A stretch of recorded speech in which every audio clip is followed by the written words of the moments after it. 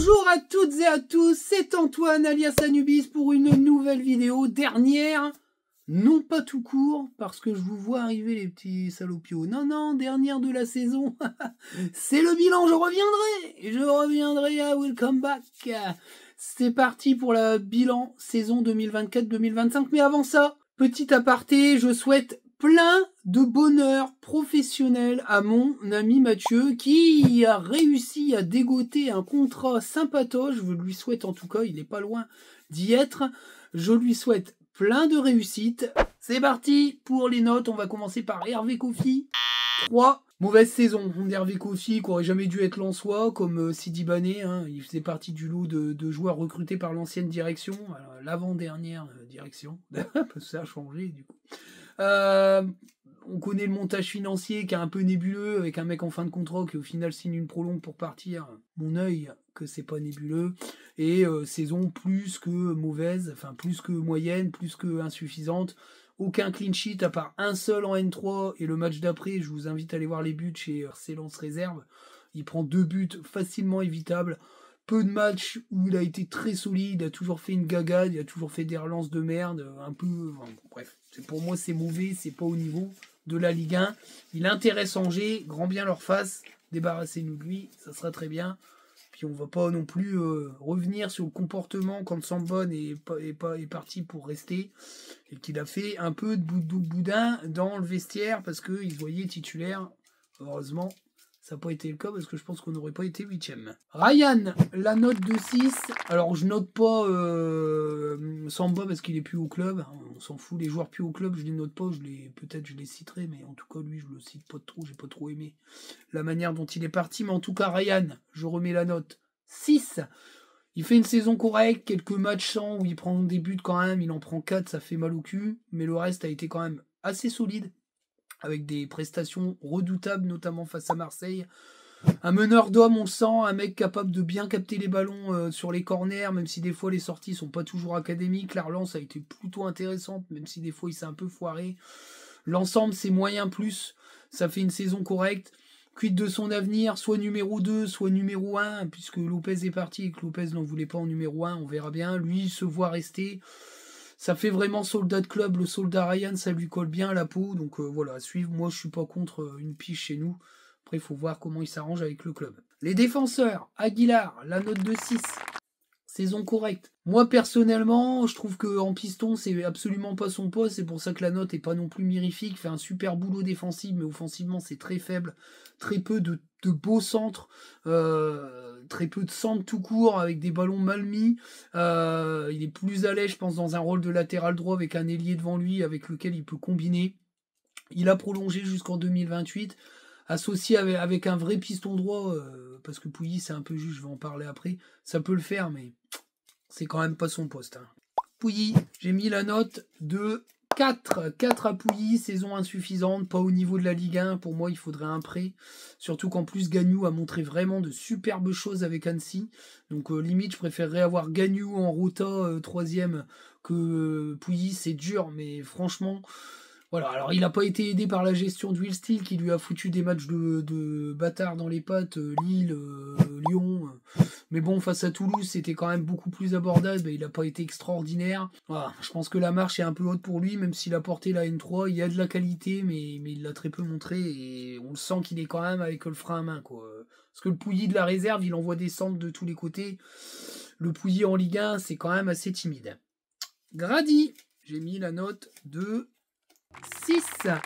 Saison correcte pour Grady, début de saison où il s'est fait bouffer par l'excellent Kouzanov, qui d'ailleurs peut-être va revenir en prêt, parce que s'il est plus trop voulu à Manchester City, moi je le reprends, hein. Je récupère Kouzanov, moi je cours à poil partout, parce que c'est un super gamin, et qu'il mériterait de retourner chez nous pour être le titulaire en chef de cette défense. Grady a fait une deuxième partie de saison bonne, mais la première partie étant plus que médiocre, ça fait correct.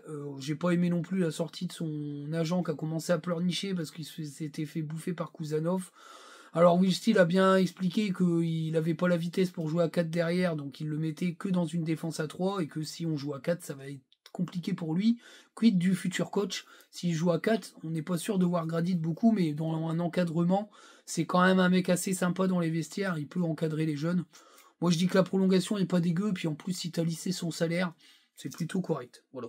Avec un avenir peut-être dans le staff. Voilà. Mais en tout cas, il est dans la pente descendante, donc il va falloir faire attention. Il y en a un, il n'est pas dans la pente descendante. J'ai mis la note de 8. Très bonne saison de Djoumaba. Bah ouais, incontournable, énorme. Duel de la tête, c'est plus de 90% de gagné. Puissant dans les interventions, aussi dans les anticipations. Quelques erreurs de placement, quelques erreurs de jeunesse, quelques erreurs de passe, mais bon, il a 18 ans, alors on peut le mettre à sa décharge. Une gestion plus que désastreuse de Will Steele. S'il l'avait fait jouer sur les 4 matchs où on a perdu, je suis sûr qu'on serait européen. Moi, je le dis, je le redis sur Twitter. C'est catastrophique d'avoir fait autant de caprices sur ce gamin alors qu'il avait le niveau. Des erreurs de placement de son corps et mon cul, il fait des paillettes. Enfin bref, donc c'est quel dommage. Quel dommage, ces frustrations là-dessus. Mais en tout cas, voilà. Lui souhaite rester à Lens une saison de plus. À voir Manchester City, parce que sincèrement, Manchester City, ils n'ont pas aimé sa gestion, ils n'ont pas aimé la double commotion. Donc attention. Medina, je le surnote à 8 s'il nous fait une bonne saison, mais je mets +1 pour tout ce qu'il a apporté au club.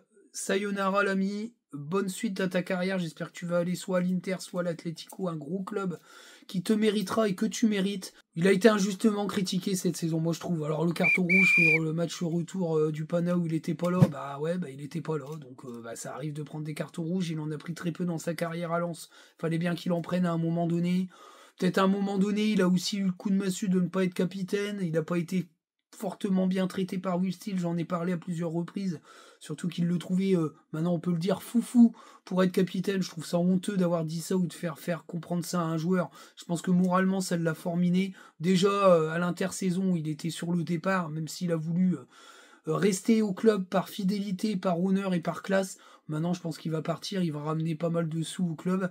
Tout le monde est gagnant-gagnant. Lui, il lance sa carrière à l'international. Et puis nous, on va récupérer du pognon. Puis on va pouvoir investir sur Machida, par exemple. Match très intéressant hier avec l'Union Saint-Gilloise.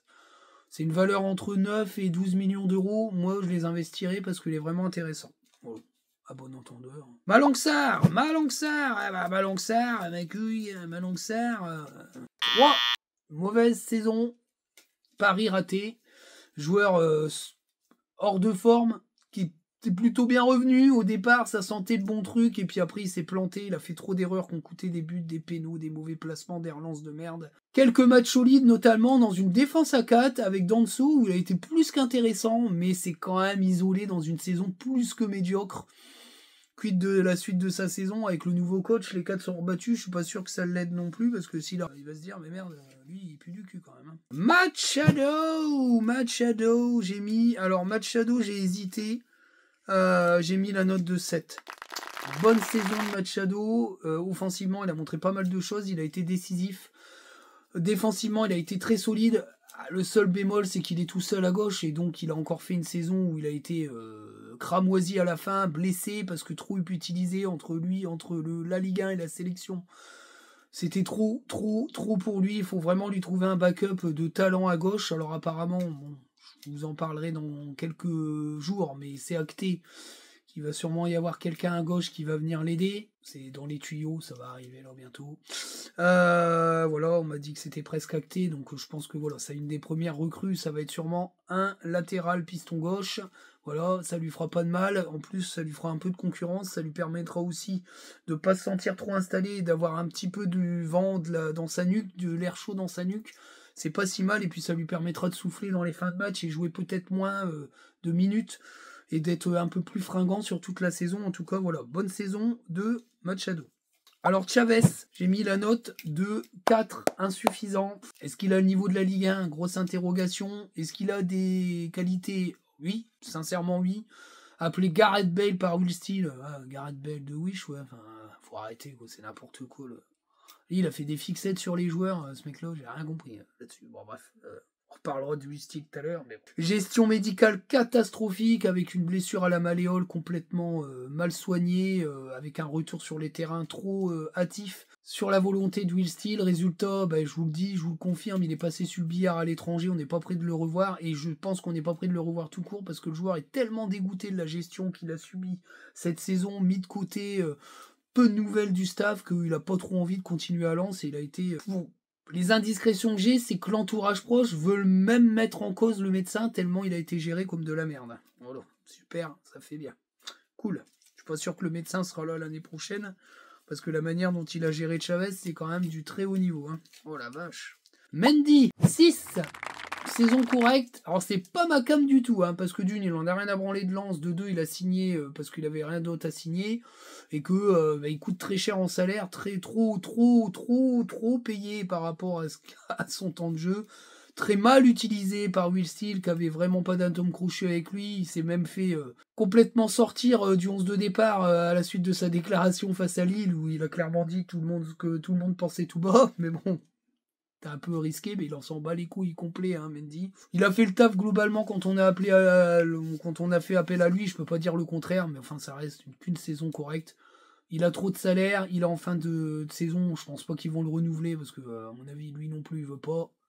Salut, il retrouvera un club facilement parce qu'il a montré des choses intéressantes. El Resucito, le Phénix, le chevalier du Phénix, Thomasson, 8, très bonne saison de Thomasson, ressuscité à un poste beaucoup plus intéressant pour lui, des stats de ouf, les meilleurs, des stats quasi les meilleurs au milieu de terrain en Ligue 1.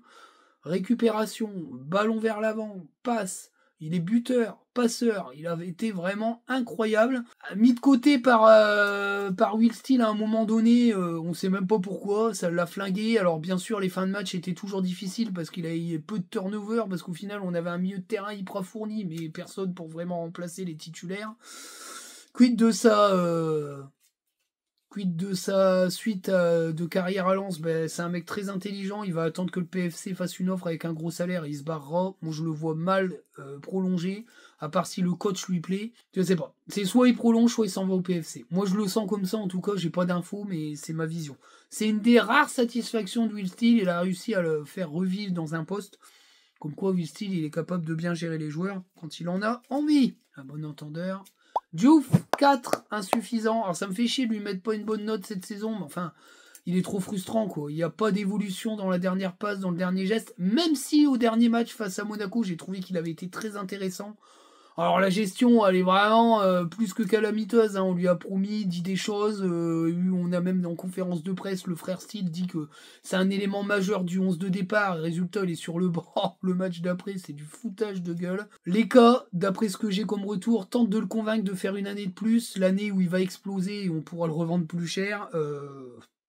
Si après il y a une offre de 15 millions d'euros, à mon avis on va pas le retenir très longtemps, mais il doit montrer plus, il doit se remettre en question dans son évolution. Mais bon, pas toujours bien traité par les médias qui ont été extrêmement sévères avec lui et très peu sévères avec d'autres joueurs qui étaient pourtant nuls à y chier. Mais bon, chacun a ses têtes, mais en tout cas, voilà. Moi, j'aimerais bien le voir un an de plus, mais avec une évolution un petit peu dans son QI foot. Ça serait bien.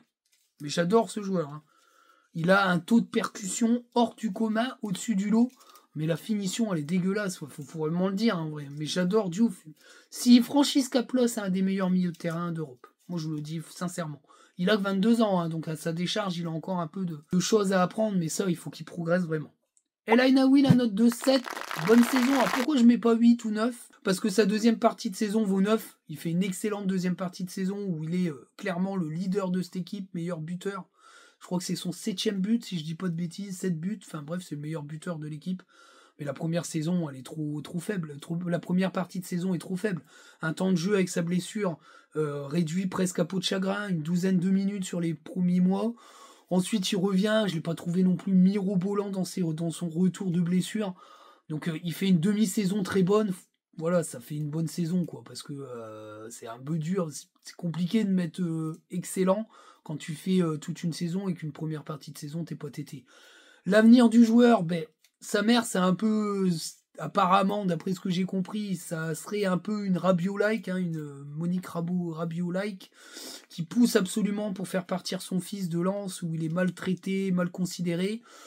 Quant à l'ami NEA, lui, il n'est pas contre rester, mais avec une rémunération à la hauteur de son statut, c'est-à-dire un leader de l'équipe, faut quand même pas dire le contraire, ce qui me semble très logique, donc on verra bien s'il y a un accord.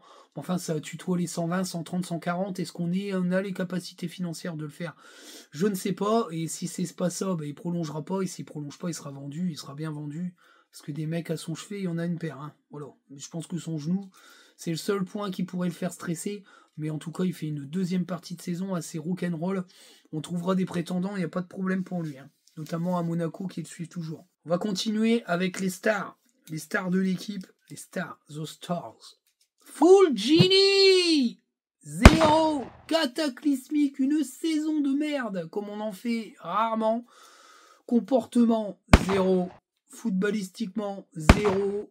Lien au club, 0. Respect du club, 0. Morale, 0. Le mec, il veut pas jouer parce qu'il pleut. Ah, allez, va te faire foutre. Énorme déception, énorme gâchis. Moi, j'y croyais à mort. Vraiment, je le dis, je l'assume. Je croyais que ça allait être la future star de cette équipe. Mais non, j'étais resté au Fulgini d'Angers. Lui, c'est Fulgini d'Angers. Danger. C'est un danger pour son équipe. Dehors, allez, je pense que ça résume un peu la notation du camarade. Je pense que ça peut le faire. Roger Diran, 2 très mauvaises saisons. Il est complètement timbré, il est fou à fond. Il a un excès de testostérone qui le rend hyper agressif. Enfin bref, il y a même des fois il prend pas rouge. On se demande comment il fait pour pas prendre rouge sur ses inters. C'est dommage parce que ça gâche un talent clairement présent. Il y a une capacité de projection, technique, de frappe.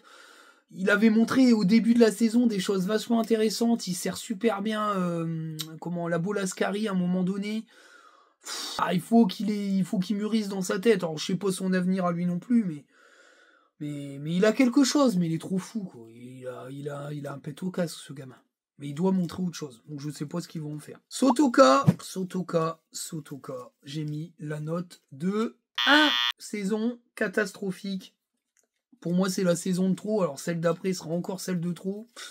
Je le crains fortement. Je ne sais pas comment il peut ressusciter. Alors, tu me diras, oh, Thomasson l'a ressuscité. Mais enfin, là, je ne sais pas à quel poste tu peux replacer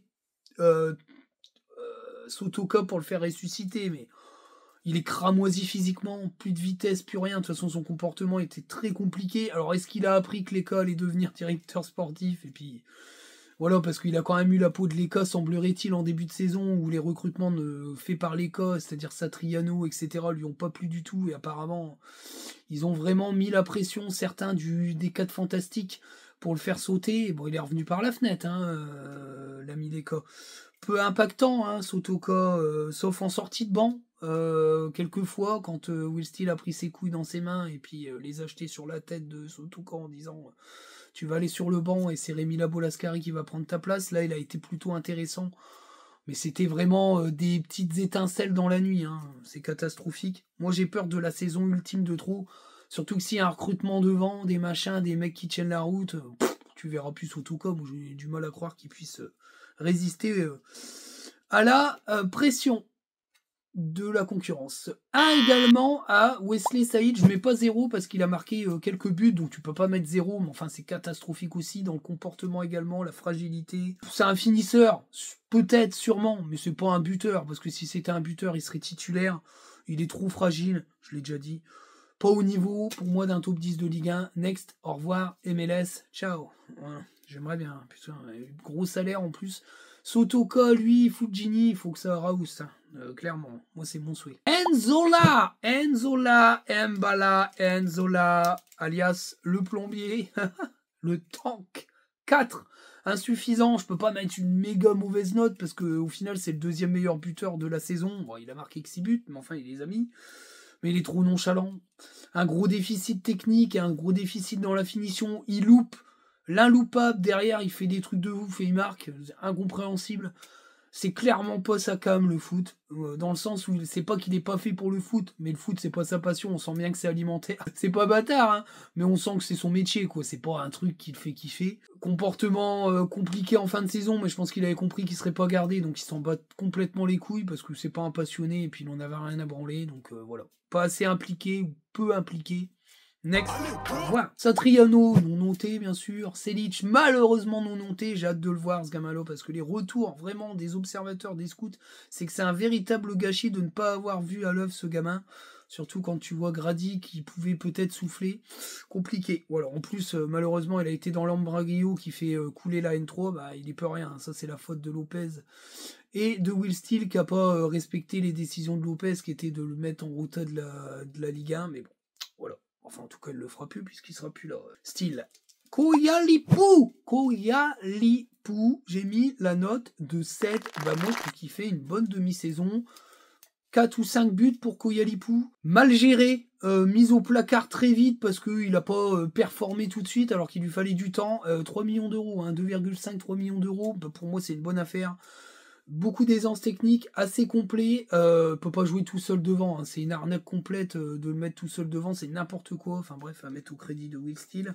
Épaulé, il va sûrement être très intéressant, j'ai hâte de voir la saison pro avec une équipe qui tient la route autour de lui, ça serait quand même bien meilleur, mais en tout cas, moi j'aime beaucoup Koyalipou et je pense qu'avec un nouveau coach, ça va le faire, il va montrer des choses, il est capable de performer et de mettre une dizaine de buts sur une saison, j'en suis persuadé. J'en suis persuadé. Zaroury, très mauvaise saison. Alors je mets un point pour son superbe but, mais en tout cas il a mis une passe décisive et 2 buts, je crois, si je dis pas de conneries, c'est clairement très très faible. Une passe décisive et puis plus rien. 2 buts en fin de saison. Quid de son avenir puisqu'il a été recruté par la fratrie Steele. Il y a du talent indéniable chez ce mec. Bon, enfin, voilà, alors à sa décharge, il a été papa, ça peut te perturber psychologiquement, on est totalement d'accord, puisque je suis papa et que ben, ça change la vie, ça change un homme. Mais bon, je sais pas si on va le garder, quoi. Est-ce qu'il va rester en sachant que Steele va se barrer? Mais je pense qu'il a quand même un peu la cote parce qu'il y a des choses, il y a du football dans ce mec-là, mais il va falloir qu'il montre autre chose la saison pro, hein, sinon ça pue du cul. Avec Bonifo, bah, je peux pas mettre une super note non plus, mais enfin il est pas aidé non plus par la gestion de Steele, j'ai mis 4, c'est insuffisant. Parce qu'il vaut 7 millions d'euros et que tu attends un petit peu plus d'un ailier prometteur de 7 millions, c'est vrai. Il a été très très très mal géré par Will Steele, qui l'a fait jouer à gauche, qui l'a puni pour un repli défensif alors que c'est pas à lui d'être là. Il a aidé la N3 quand même, où il a montré pas mal de choses. Moi les retours que j'ai eu de la N3 c'est qu'il est largement au-dessus du lot, donc ça veut dire qu'il a le niveau Ligue 1. Il y a des facilités de dribble, de percussion. À voir avec un nouveau coach, on verra bien, mais c'est quand même 7 millions d'euros, donc il va falloir quand même au moins le forger la saison prochaine pour essayer de rééquilibrer le budget sur son achat. C'est quand même, il y a des choses à revoir là-dessus, parce que je pense qu'on l'a payé cher, mais après, de toute façon, Hansen, c'était au moins 10 millions d'euros, donc je pense que c'était entre Sonji Hansen et lui. Alors Sonji Hansen, c'était un petit peu plus vieux, et peut-être avec un peu plus d'expérience, d'ailleurs on le suit toujours, donc on verra bien. Labo Lascari, c'est coup de cœur pour moi, je mets la note de 7. J'avais un peu de mal avec lui au début de la saison, mais il a explosé, une des rares satisfactions aussi de l'air style. Fauché en pleine ascension, je pense que sinon il aurait fini avec une 7, 8, 9 buts ce gamin, j'en suis persuadé, avec une montée en puissance, un apprentissage éclair des choses. Vraiment, il y a quelque chose qui s'est passé, un déclic, malheureusement, il a fait les croisés, triste.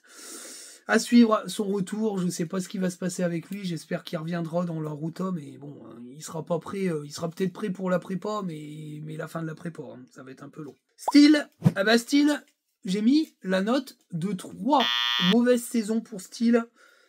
Pour moi, il a raté le coach. Oui, il a raté le coach aussi, mais il a raté le coach sur cette opportunité lensoise. Promesse non tenue, le fameux 4-2-3-1 qui est jamais apparu, il a jamais eu les couilles de le faire, il est passé à 4 derrière, mais dès qu'il a eu une hécatombe, il est jamais revenu à ça, il a compris que il allait perdre une partie de son vestiaire, notamment les cadres, mais au final, il a perdu l'autre moitié de son vestiaire parce qu'il a mal géré les recrues, donc n'importe quoi. Les points, c'est ok, puisqu'il a fait un point de plus que Franck Hayes la saison dernière, qui a fait une demi-saison merdique. Et ben, en fait, lui, il a fait une saison merdique complète en termes de jeu, parce que le jeu, c'est dégueulasse. Peu d'émotion dans son jeu, peu de bons matchs, peu de matchs référence, un passage en 3-6-1 complètement what the fuck, même si le match face à Monaco a été prolifique en but.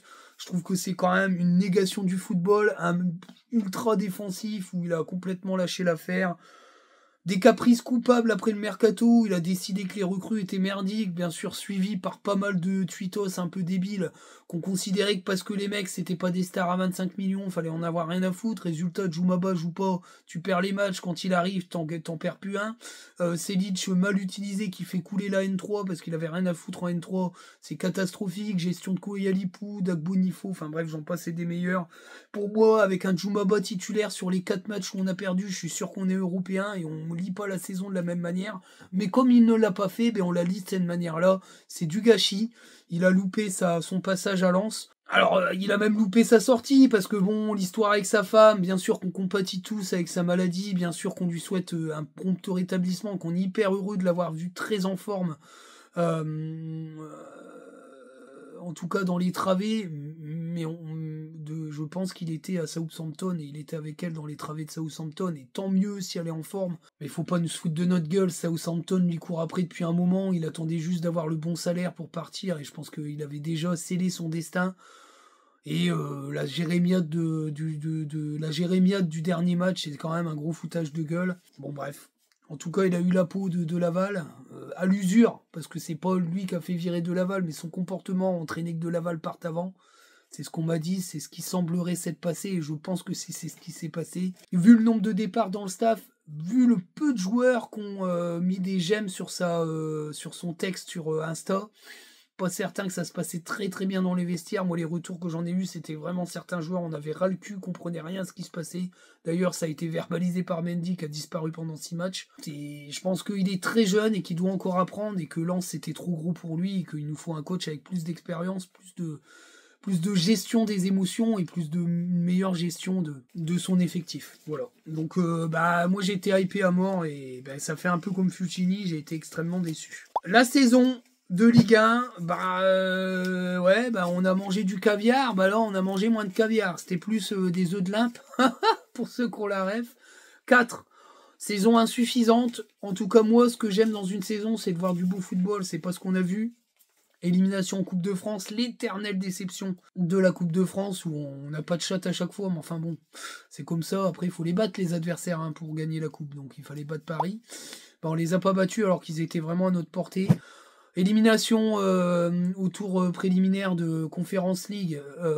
Après, il y avait peut-être autre chose à montrer au match retour. Voilà, peu d'émotions, beaucoup de frustration, de l'énervement, des comportements de certains joueurs, de l'entraîneur qui ne me plaisent pas, qui sont pas en rapport, en adéquation avec le Racing Club de Lens.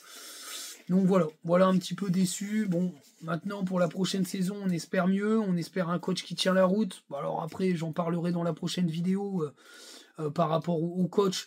Moi, ce que je peux en dire pour conclure cette vidéo, c'est que le coach, pour moi, il est déjà choisi depuis un moment, et qu'on va le savoir dans la semaine, parce que ça me semble bizarre quand même que Jean-Louis Léca balaye tout d'un revers de la main. Je pense que tout a été monté entre Lopez, Léca et puis Joseph Ougourlian. Et que voilà, le coach est choisi, qui va popper là, et que le mercato a déjà bien démarré. Tu démarres pas un mercato au mois de juin à 0, c'est catastrophique. Et pour moi, je peux peut-être me tromper, mais Cahuzac, c'est absolument pas une piste. Et même le duo Aloudiara-Cahuzac, pareil. Voilà, après, si c'est eux, je me trompe, mais moi, les retours que j'en ai, c'est absolument pas le cas. Aloudiara, ça peut être une solution bis, mais pour moi, je pense que ça sera un coach de plus grande envergure. Pour moi, ce qui me donne raison, et c'est ce qu'on m'a dit, et c'est les retours que j'en ai, c'est que la communication de Joseph Ougourlian est claire. Il a dit, je veux pas trop en dire parce que vous allez savoir qui c'est que ça a été choisi. Donc voilà. Je vous dis à très bientôt, prochaine vidéo, vidéo d'actu, il y en aura plein l'été, vidéo mercato, vidéo scouting. Je vous dis à très bientôt pour les prochaines vidéos et puis pour la prochaine saison. Salut les amis, merci pour cette nouvelle saison, vos encouragements, ça monte, vous continuez à vous abonner. Voilà, les liens sont dans la description, il restera encore le lien de Mathieu parce qu'il m'a rendu un grand service. N'hésitez pas, on s'abonne, on partage les vidéos. C'est la fête chez Anubis, Passion Sang et Or, votre service, messieurs, dames. La pièce, s'il vous plaît. Salut les amis, ciao.